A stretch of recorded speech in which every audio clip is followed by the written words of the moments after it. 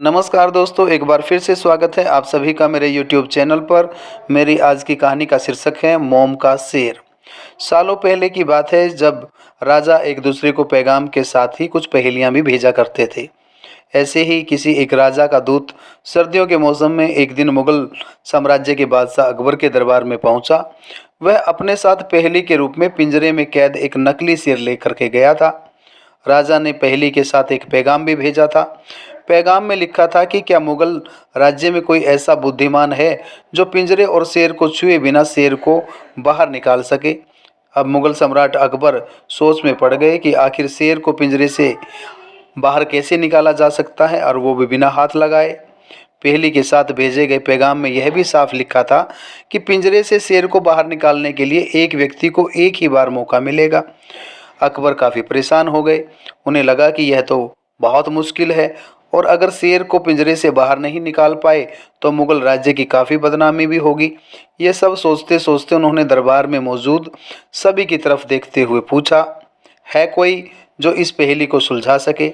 लेकिन हर कोई इसी सोच में डूबा था कि आखिर यह संभव कैसे हो सकता है।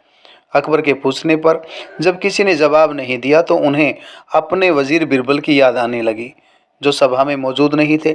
उन्होंने तुरंत दरबान को भेजकर बिरबल को दरबार में हाजिर होने का आदेश भिजवाया। लेकिन अफसोस, बिरबल किसी सरकारी काम से राज्य से बाहर गए हुए थे। रात भर अकबर इसी सोच में डूबे रहे कि आखिर पहेली को कैसे सुलझाया जाए। दूसरे दिन फिर दरबार लगा, लेकिन बिरबल की कुर्सी खाली देखकर अकबर एक बार फिर से उदास हो गए। बादशाह ने एक बार फिर से दरबारियों से पूछा, क्या किसी के पास इस शेर को पिंजरे से बाहर निकालने की कोई तरकीब है। इतने में एक दरबान अकबर के सामने आया और उसने शेर को पिंजरे से निकालने की कोशिश की, लेकिन वो नाकामयाब रहा। दूसरे दरबान ने पहेली को सुलझाने के लिए एक जादूगर को बुलाया, लेकिन वो भी विफल रहा। कोशिश करते करते शाम होने को आई। तभी बिरबल दरबार में पहुंच गए।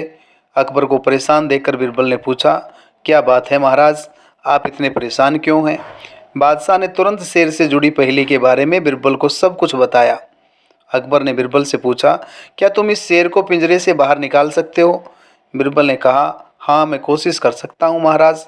अकबर बहुत खुश हुए, क्योंकि मुगल साम्राज्य में बिरबल के जैसा बुद्धिमान और चतुर दूसरा कोई नहीं था।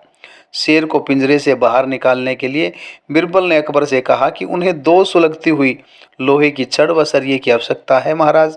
शहंशाह ने तुरंत इसकी व्यवस्था करने को कहा, और जैसे ही बिरबल को लोहे की छड़ मिली तो उन्होंने पिंजरे को छुए बिना छड़ को अंदर पहुंचाकर उसे नकली शेर पर रख दिया।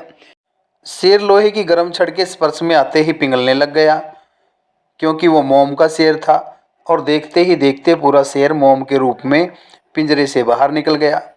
बिरबल की इस अक्लमंदी पर अकबर बहुत प्रसन्न हुए। उन्होंने बिरबल से पूछा, अरे आखिर तुम्हें पता कैसे चला कि यह पिंजरे के अंदर मोम का शेर कैद है। बिरबल ने बड़ी ही नम्रता से जवाब दिया, हजूर, बस शेर को गौर से देखने की ज़रूरत थी। मैंने जब पहेली के बारे में जानने के बाद उसे गौर से देखा तो लगा कि यह मोम का शेर हो सकता है। साथ ही राजा ने यह भी नहीं बताया था कि शेर को कैसे बाहर निकालना है, जो मैंने उसे पिघलाकर बाहर निकाल दिया। इधर दरबार में बिरबल की जय जयकार होने लगी। उधर पहेली लेकर अकबर के दरबार पहुंचा राजदूत अपने राज्य वापस लौट गया और बिरबल के इस कारनामे के बारे में राजा को बताया।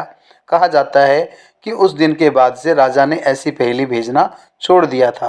तो प्यारे बच्चों, इस कहानी से हमें शिक्षा मिलती है कि अक्लमंदी से सब कुछ संभव है। हर जगह बल नहीं बल्कि बुद्धि का प्रयोग किया जाना चाहिए। दिमाग से हर समस्या का समाधान हो सकता है। तो उम्मीद करता हूँ कि आपको मेरी ये कहानी अच्छी लगी होगी। अगर आपको मेरी ये कहानी अच्छी लगी हो तो इस कहानी को लाइक करना, शेयर करना और मेरे चैनल को सब्सक्राइब करना। Thank you.